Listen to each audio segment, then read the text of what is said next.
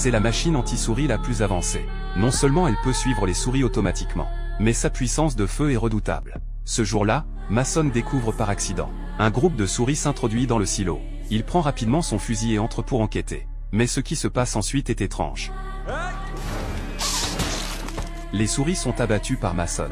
Mais ce qui le trouble, c'est que les souris portaient des armes en os. Soudain, une horde de souris entièrement armées lève des arbalètes.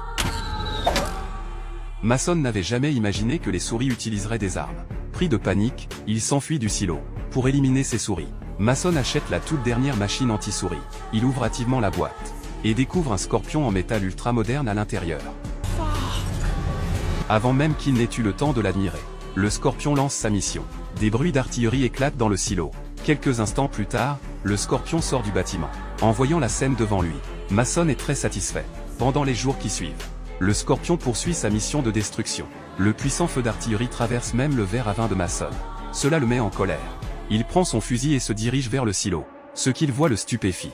Le silo est devenu un véritable champ de bataille. La tondeuse a été transformée en char par les souris. Une bataille épique fait rage à l'intérieur.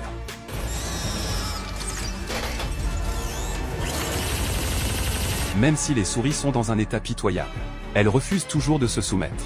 C'est une guerre totalement inégale. Même Mason, qui observait, se retrouve couvert de sang. On voit les souris conduire la tondeuse en direction du scorpion.